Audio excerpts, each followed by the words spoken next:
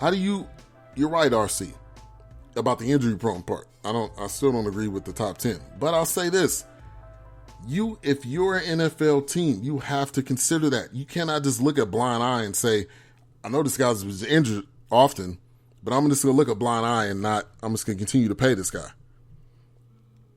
And you can make that same argument with the Cowboys with Sean Lee. They continue to pay Sean Lee, but you know Sean Lee is injury prone. You know it. Courtney says Zeke, Saquon, Gurley. Oh, and we got our caller up on the line. Excuse me. We got our first caller up on the line. Deondra Edwards, filmmaker of the movie Just Black. What's going on? What's going on, people? What's going on, man? Appreciate you, man. Appreciate you for calling in to the BS3 Sports Show. Definitely. It's a pleasure. It's a pleasure. My pleasure. Definitely. Former HBCU graduate. We got to talk about that as well throughout the interview. But first off, I want you to talk about the movie, hashtag Just Black. Talk about it and kind of give a synopsis of what the movie's about. So basically, hashtag Just Black is a film about a high school student that has just graduated high school and has to attend a HBCU orientation despite his negative views towards them. So we during this film, we followed the protagonist named Travis Thompson as he just graduates high school, and he wants to attend Harvard. He's one of those, snobby black kid that really wants to attend Harvard, and he was the top of his class in high school. And he doesn't want to be surrounded by black people.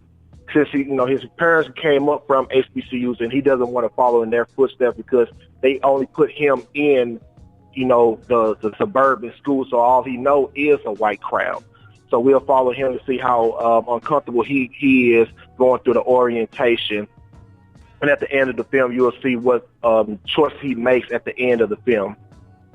Okay. And so listeners that are tuned in, we have filmmaker Deondra Edwards of the movie hashtag Just Black. Talk about how the film industry kind of works, because it's like a short film. Does that possibly progress into like a longer movie once it maybe gets picked up, or how does that process work? So for what I am doing, I shot my short film as a proof of concept. Basically, this is the look I'm going for. This is the type of vibe that I'm going for with this film. And because I ultimately want to make this to an actual series. Having it called Just Black so you can follow Travis Thompson on his journey during HBCUs all together. So you get to see how, he has one mindset, but I want to see how the journey comes from how he was before and what his destiny is to become. So the biggest thing is create a short film, pitch it to as many short film festivals as possible, as many film festivals as possible, and if you get, if your film gets accepted, you have a lot of eyes looking at your film, and you never know how far your film may go for somebody to look at it and say, like, I see potential in that. I want to invest in this film now. So hopefully the goal is to have enough eyes look at it and they see some potential in it, and then we can possibly get some type of a deal going, distribution or anything of that sort, so I can try to bring just to really bring this series to life. So basically, short film should be your groundwork to where you really want to go. Okay. All right, because I was very curious about that, because you hear a lot of the movies that go to film festivals, and I always wonder, is it more so like a snippet that they show, or do they show the entire movie, and then that's how it kind of gets picked up? So that's definitely good info that I think for me to know and for the listeners. But talk about some of the festivals that the movie has been shown at, and then also what's coming up in the future. So some of the film festivals that I've been in so far is the Charlotte Black Film Festival. I was nominated for the student category. I know the ones that I have coming up is the San Antonio Film Festival. That's that my screening day is August 2nd at 11 a.m.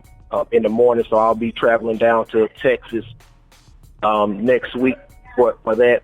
Then I have the Indie Gathering Film Festival. That's in Cleveland, Ohio. That's August 8th. That's between August 8th and August 12th.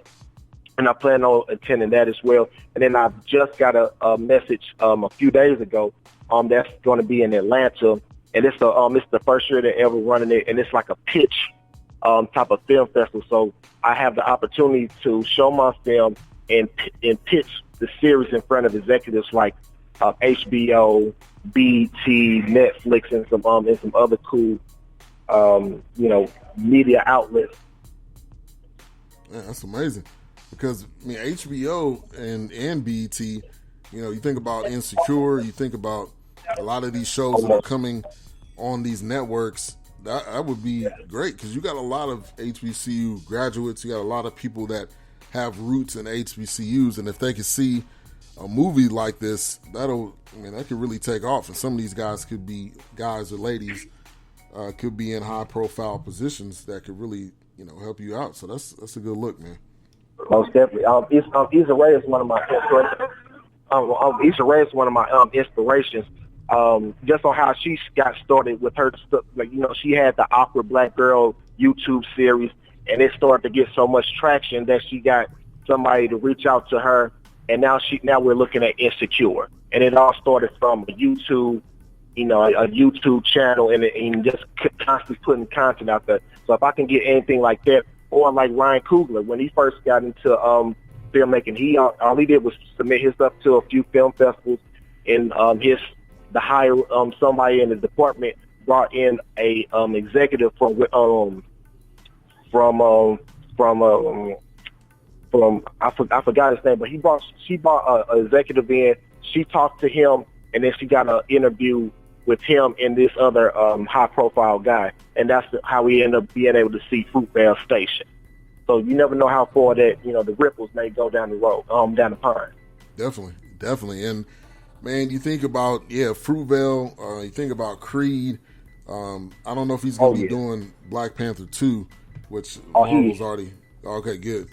I mean, that is dope. Shout out to Mo Cheese. He said that's dope. He said he's tuning in. If you guys got any questions as well for Deondra, put those in the chat room. But Filmmaker, hashtag Just Black is the film. Talk about the HBCU that you went to. I went to Morehouse, so we got some other HBCU brothers in the chat room as well. Mo Cheese actually went to Clark, so he was down the street and around the corner from the real colleges. But we all good. But talk about that, your HBCU went to, and does that at all correlate to the film as well? So I went to 3. My first year I went to Harriston State University. I stayed because of the girl. They had moved. Then I ended up going off to Lincoln University in Missouri for 3 years, and that's where I pledged Kappa Kappa Psi National Honorary Band Fraternity. And then eventually I transferred to Virginia State University, where I graduated with my undergraduate degree with mass communication. So it helped me a whole lot. Like I was one of those students. Like the film comes from a little bit from my background, because I never knew about HBCUs, and when I found out about them, I was like, I don't want to go to a school that's all black. Like there's nothing diverse about that. And then after attending the HBCUs, and then there's really just sitting back and really thinking about it, like diversity is deeper than skin deep. Yes, we may be the same color, but somebody may be from Baltimore, somebody may be from Nigeria, and then somebody may be from Barbados, but we all come from different backgrounds. We just relate with skin, with skin complexion, which is something that I found that is dope. Definitely. And I think we all have similar situations or similar experiences. You think about the film, it was actually a film, then it became the series, Dear White People.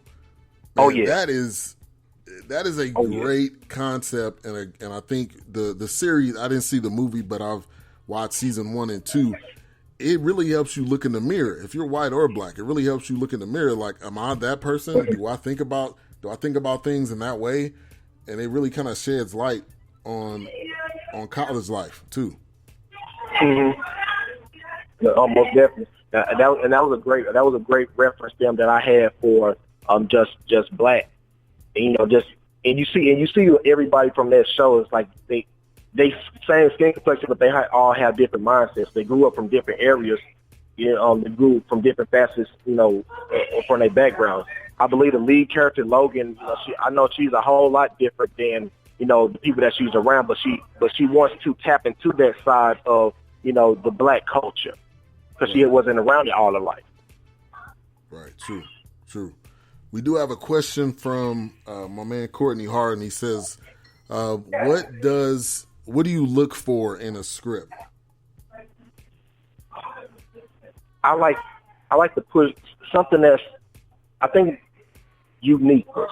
Something that's like something that people don't usually pay attention to. Something that catches people off guard. So when I read a script, I want to see, like, first you have to grasp my attention within the first, depending on how long it is, the first 1 to 5 pages. You got to grab my attention right off the bat.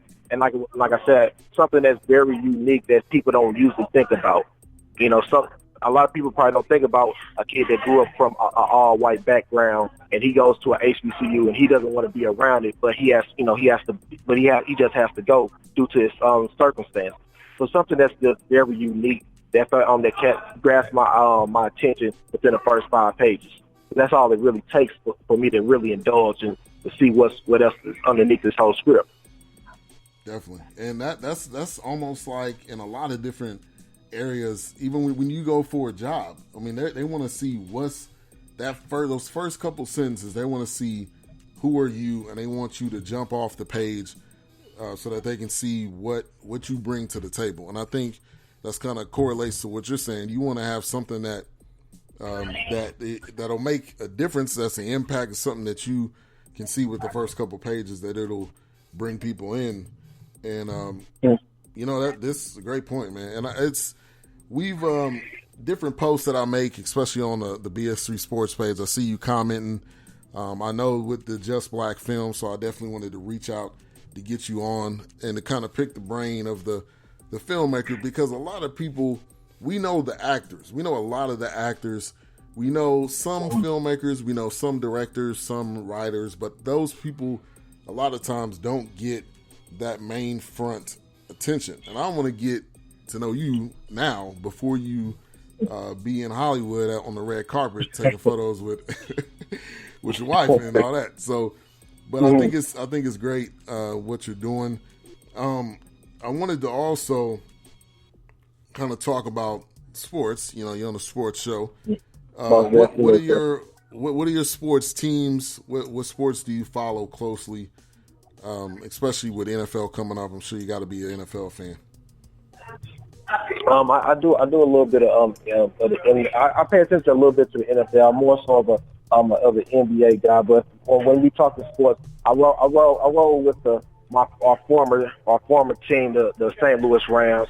I clown about them a lot, but I really like what they're doing right now. I'm glad that they changed the coaching staff finally last year. It only took them a few years for them to realize that he wasn't getting the job done, and had the coaching changed, several years back, they probably would still be in St. Louis, but it's different story for another episode.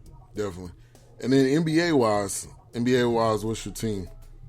To whatever team LeBron's on, of course. Currently it's the Lakers. It's AD is on the way, and he's finally touched down. So championship contender. I see them getting it this year. This 2019-2020 year. Okay. And there's a lot of LeBron fans, which, granted, LeBron is the best player on the planet right now. We can argue that if we want to. You can put Kawhi in that conversation, but LeBron is still that guy. And contrary to what people say,